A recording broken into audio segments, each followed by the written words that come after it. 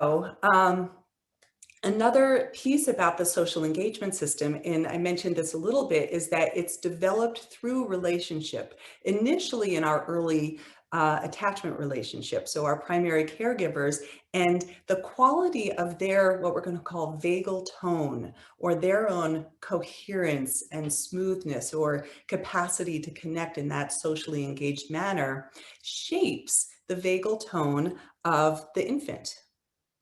And there is this way in which that there's like a primarily right brain to right brain connection and body to body connection and felt sense connection through touch, through the sound of the voice, through the attunement relationship that builds or myelinates the pathways of the social engagement system. When we're myelinating a nerve, we're basically, through repeated use of a nerve pathway, we're creating a fatty coating around it of glial cells. And that makes that pathway increasingly easeful to access. So we get increased speed and access to that myelinated pathway. So for example, if you're learning a piece of music and the first few times that you're trying to play it through and it's awkward and it's slow, and then over time, you don't even have to look at the music and you're playing something on the piano, right? You're playing something by memory, by heart. And, or if you're learning to ride a bike or doing any physical activity, the more that you do it, the easier that it becomes. And the vagus nerve, both the dorsal vagal and the ventral vagal, have an inhibitory influence on the sympathetic nervous system. Basically, they're both going to slow down the heart rate. They're going to reduce the release of cortisol. They're going to facilitate a rest response, an immobilization response.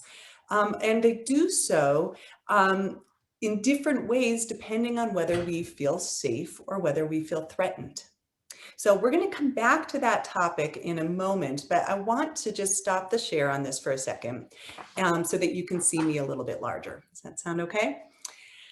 So I just wanted to speak a little bit more about this interaction between the vagus nerve and the other cranial nerves, because this can be a really powerful piece to understand.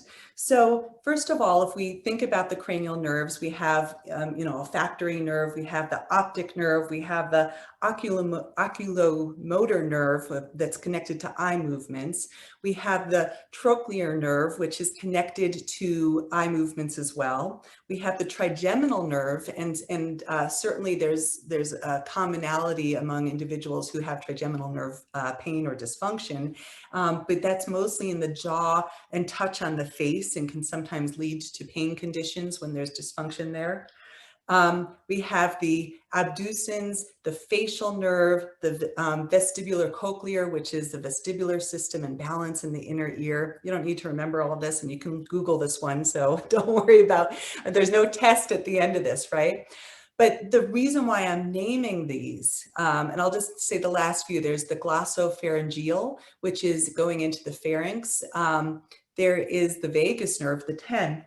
There's the spinal accessory nerve, which is involved with head movements. And there's the hypoglossal nerve, which is about our tongue. And when you look at the information out there about, I love that, Dad, that was perfect. She's sticking out her tongue. When you look at the research about vagus nerve stimulation practices or vagus nerve balancing practices, they're connecting to all of these, right? So, and yoga as well, right? So when we, for example, are doing yoga and we're engaging in turning the head and taking the eyes all the way back behind, we're integrating the cranial nerves connected to eye movement and to head movement with the vagus nerve. The vagus nerve is traveling down through the base of the skull. It goes right through the scalene and sternocleidomastoid muscles in the neck. So these head movements that are releasing some of the tension in the muscles of the neck are really beneficial for the vagus nerve. Good, I love that some of you are trying this as we're talking about it, because when we get increased blood flow through these areas of the neck and spine, we're helping to increase the arterial blood flow back up into the vagus nerve.